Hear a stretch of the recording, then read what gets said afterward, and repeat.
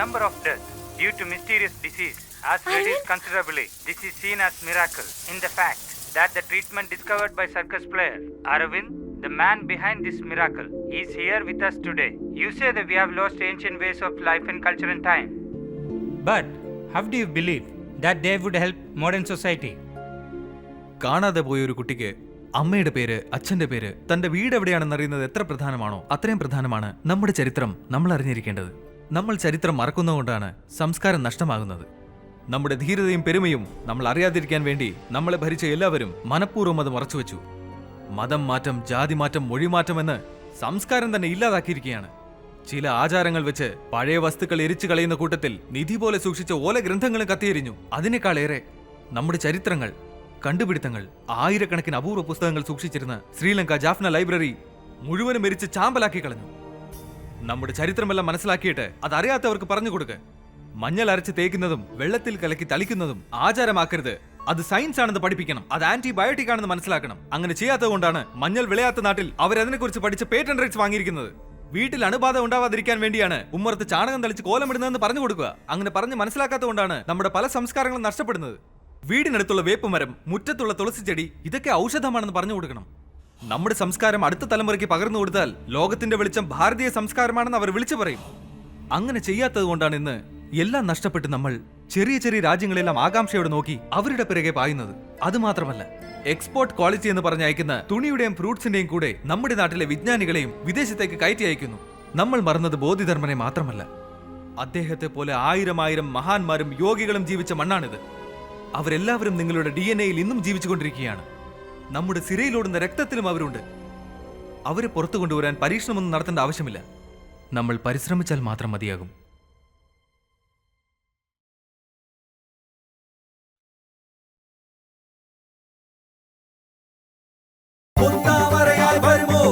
വീണ്ടും ജന്മം തരുമോ, വീണ്ടും വീണ്ടും വരുമോ, വരുമോ, ഇന്നീ വിജയം നേടാം, ഉള്ളിൽ ഭയവും വേണ്ട, ധീരപ്പടയായി വരുമോ, വരുമോ.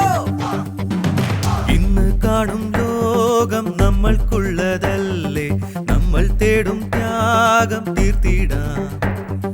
നമ്മുടെ ഈ ത്യാഗം സത്യമാകുമെങ്കിൽ നാളെ പുതുലോകം കണ്ടിടാം.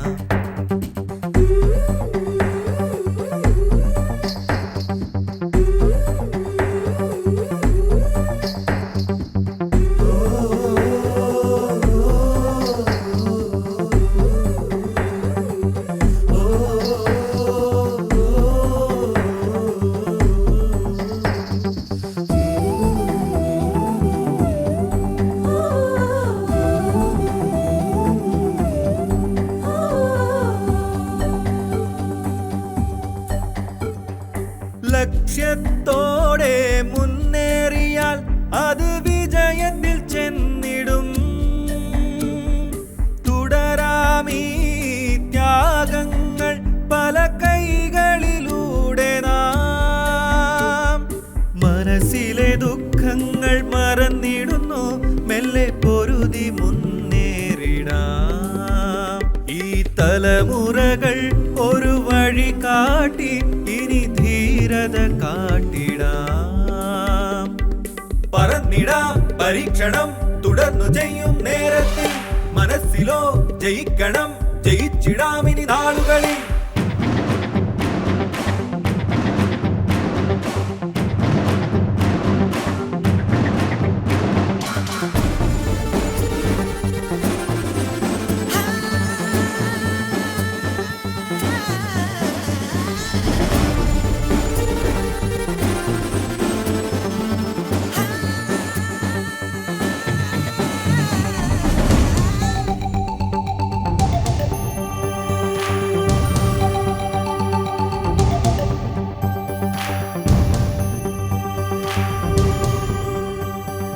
ചലിച്ചിടും കൈവിരലുകളോ അത് മനസ്സിന് കുളിർമയോ.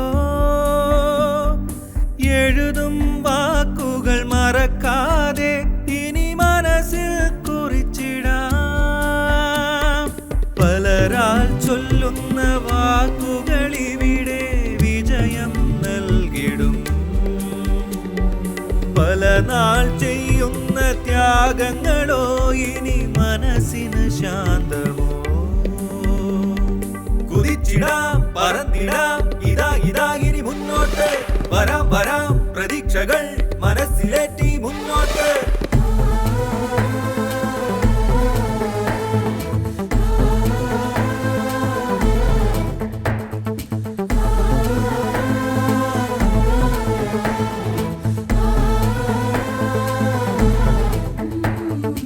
ആരും ഇല്ല തുണയായി നമ്മൾക്കിന്ന് വഴി